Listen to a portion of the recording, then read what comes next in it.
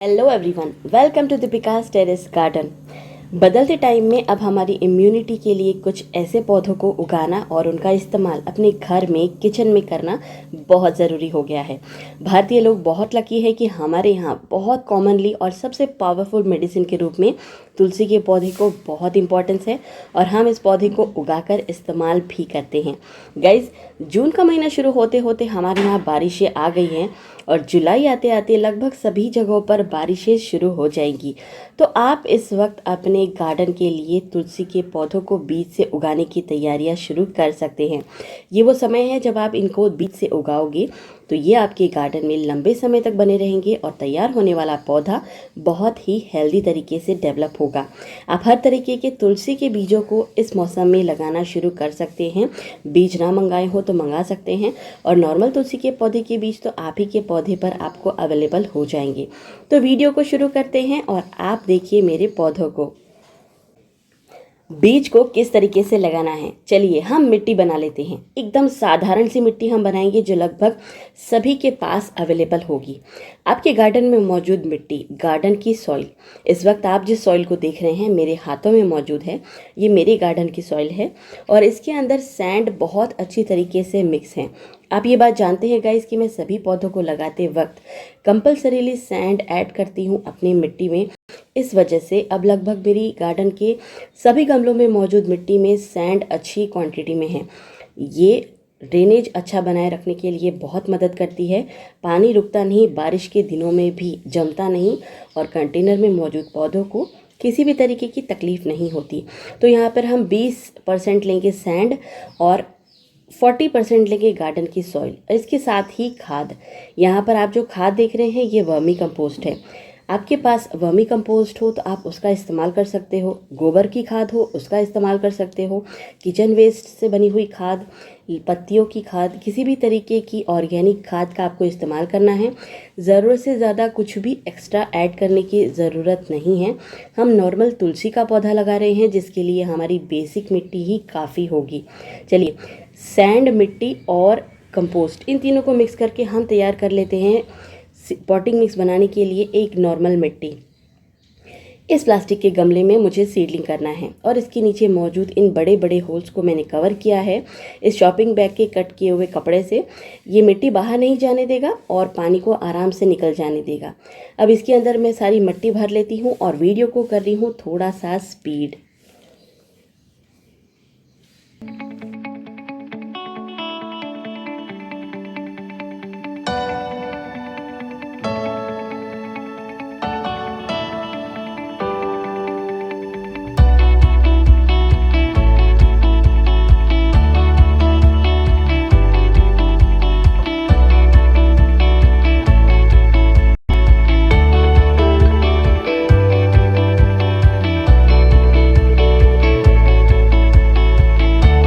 देखा गाइस, मैंने कंटेनर को रेडी कर लिया। इसमें पानी भी दे दिया है ताकि मिट्टी भीग जाए और हमारे बीजों को अलग से एक्स्ट्रा वाटरिंग ना करनी पड़े।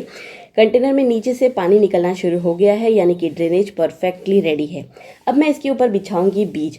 मेरे गार्डन में जो पौधे लगे हैं उन्हीं के ऊपर मौजूद बीज को मैंने इकट्ठा करके सुखा लिया था और इन्हीं को मैं लगाने वाली हूँ इस कंटेनर के अंदर नए पौधे बनाने के लिए। आप भी ऐसे ही कर सकते हैं।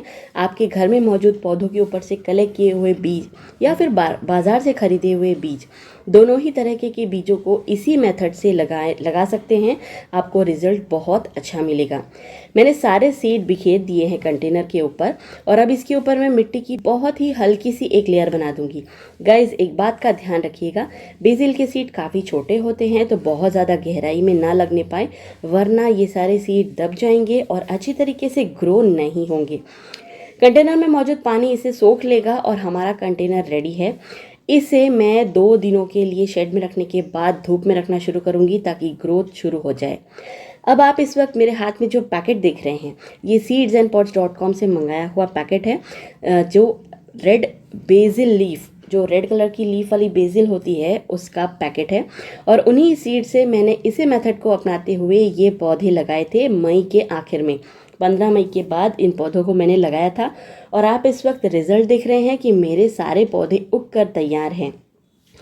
तेज़ बारिशें अभी अभी शुरू हुई हैं इसी वजह से मैंने इन्हें रिपोर्ट नहीं किया। इन्हें रिपोर्ट करने के लिए भी मैं सेम मिट्टी बनाऊंगी जैसी कि मैंने सीडलिंग करने के लिए बनाई थी, और बस लगाना आसान है। इस तरीके के जितने भी हर्ब होते हैं, बेसिल के अलग अलग वैरायटी के सीड या फिर हमारी नॉर्मल कृष्ण तुलसी, राम तुलसी, इन सभी को आप बीज से इसी मेथड के द्वारा लगाना शुरू कर सकते हैं। आपको रिजल्ट काफ़ी अच्छा मिलेगा, और क्योंकि मौसम अब बेहतर होने लगा है तो आपको जर्मिनेशन रेट भी बहुत अच्छा मिलेगा।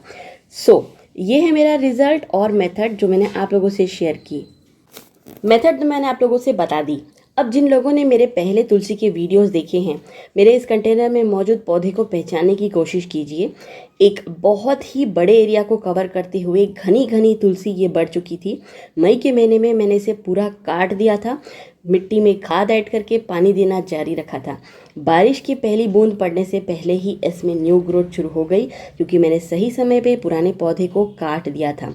इस वक्त आप ये चीज़ कीजिए, जिन जिन लोगों के पुराने हो गए हैं पौधे, उन्हें अच्छी तरीके से काट दीजिए और मिट्टी में खाद ऐड कीजिए।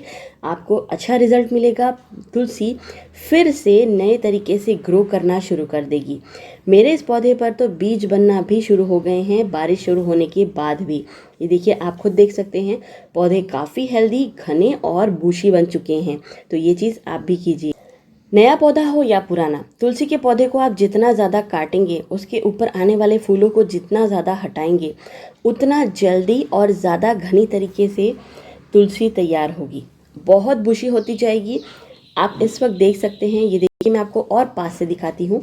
इस पौधे को मैंने पूरी तरीके से कट कर दिया था और सारी की सारी न्यू ग्रोथ उसकी मेन स्टेम से शुरू हो रही है। एक बात और, क्या आपने नोटिस किया कि मेरे तुलसी के पौधों पर किसी भी तरीके का कोई कीड़ा नहीं है? पत्ते एकदम ग्रीन और हेल्दी हैं। मैं आप लोगों से हमेशा कहती हूँ कि मैं चिली गार्लिक का पेस्ट, ऑरेंज के छिलकों का पेस्ट, जिसे ऑरेंज पिल फर्टिलाइज़र कहते हैं, बायो एंजाइम, जिसे मैं किस तरीके से बनाती हूँ इसके वीडियो भी मेरे चैनल पर मौजूद हैं। अलग अलग फलों के छिलके, उनका रस, उसके बाद मिर्च और लहसुन को पीस कर उसका पानी मैं टाइम टू टाइम अपने सभी पौधों पर देती रहती हूँ। मैं नीम ऑयल का स्प्रे बहुत कम करती हूँ, क्योंकि अब कीड़ों के ऊपर नीम ऑयल का असर बिल्कुल नहीं हो पाता है, वो उससे जाते नहीं हैं। यही रीज़न है कि मेरी तुलसी बहुत हेल्दी है, कोई कीड़ा इस पर आपको नज़र नहीं आएगा। और क्योंकि मुझे इसका इस्तेमाल खाने में करना है, तो मैं इसके ऊपर किसी भी केमिकल का यूज़ किए बिना इसे हेल्दी आसानी से रख पाती हूँ। आप देखिए, इस वक्त मैं इसके सारे फूल तोड़ दूँगी और अगली बार किसी वीडियो में इसका अपडेट ज़रूर दूँगी। ये फिर से बुशी होगी, ये इतनी बुशी हो जाएगी कि जितनी पहले इसने इस कंटेनर को कवर कर लिया था, बिल्कुल उसी तरीके से। क्योंकि ये मौसम बढ़ने का है, तो इसे मैं सीड नहीं बनने दूंगी, इसे काटती जाऊंगी ताकि ये घनी हो जाए और हेल्दी तरीके से ग्रो करे। अब आप समझ चुके हैं, मैंने आप लोगों से प्रैक्टिकल बताया है कि जितना ज़्यादा प्रून करेंगे, काटेंगे और उसकी हेल्थ का ध्यान रखेंगे, तुलसी घनी हो जाएगी। और अब इन पत्तों और मंजीरा का हम इस्तेमाल कर सकते हैं। इसे उबाल कर इसकी चाय पी सकते हैं या फिर इसे डायरेक्ट खा सकते हैं। तुलसी एडिबल होती है और हेल्थ के लिए सबसे बेहतरीन होती है। कुछ भी बाहर का खाने की ज़रूरत नहीं है, आपके घर में आपका डॉक्टर मौजूद है। ज़रूरत है अटेंशन लेकर उसको इस्तेमाल में लाने की। अब जिन लोगों के पास ज़मीन है वो क्या करेंगे, इसका भी सॉल्यूशन है। ये कंटेनर याद है गाइस, पहले मेरी तुलसी इसी में हुआ करती थी और इस वक्त कुछ पौधे इसमें मैंने लगा रखे हैं। अब इसमें कपास का पौधा है, ये कपास का पौधा है जो आप देख रहे हैं। बारिश होने की वजह से इसकी ग्रोथ फिर से अच्छी हो गई है। और ये कनेर का पौधा लगा हुआ है। यहाँ पर एक बेल पत्ती का पौधा भी उग गया है, शायद सीड गिरे होंगे या पंछियों ने गिराए होंगे। और इसे निकालकर इस बचे हुए हिस्से में इस तुलसी के पौधों के साथ मैं लगाऊंगी दूसरी तुलसी के पौधे। मैं हमेशा इस कंटेनर में तुलसी के पौधे भरे रखती हूँ, क्योंकि मुझे ये पूरा कंटेनर पौधों से भरा बहुत पसंद है। सिंपल है। इस हिस्से पर मैं सबसे पहले करूँगी गुड़ाई और थोड़ी सी खाद मिक्स करके अच्छी तरीके से मिट्टी को ऊपर नीचे कर लूँगी। बारिश शुरू हो गई है गाइस, तो मैं वीडियो को रोक कर ये मेथड कर रही हूँ और आपको जो जो चीज़ शेयर कर सकती हूँ वो बता रही हूँ। ये देखिए, मिट्टी की गुड़ाई मैंने कर ली है और अब इसके ऊपर मैं फैला दूंगी बीज। बीज कौन से, जो मैंने खुद स्टोर किए हैं तुलसी की। ये देखिए, ये सभी के सभी बीज मेरे खुद के पौधों पर से स्टोर किए हुए हैं। और करना कुछ नहीं है, बस बीजों को फैला देना है और मिट्टी को फिर से मैं ऊपर नीचे कर दूंगी ताकि ये सारे के सारे जो बीज हैं इसमें अच्छी तरीके से मिक्स हो जाएं। अब आप सोच रहे होंगे कि मैंने इतने सारे बीज क्यों फैलाए हैं, कुछ कुछ इसके फूलों के छिलके हैं और बीज कुछ हैं। बस हो गया। अब यहीं से ये उगना शुरू कर देंगे बारिश का पानी मिलने के साथ ही।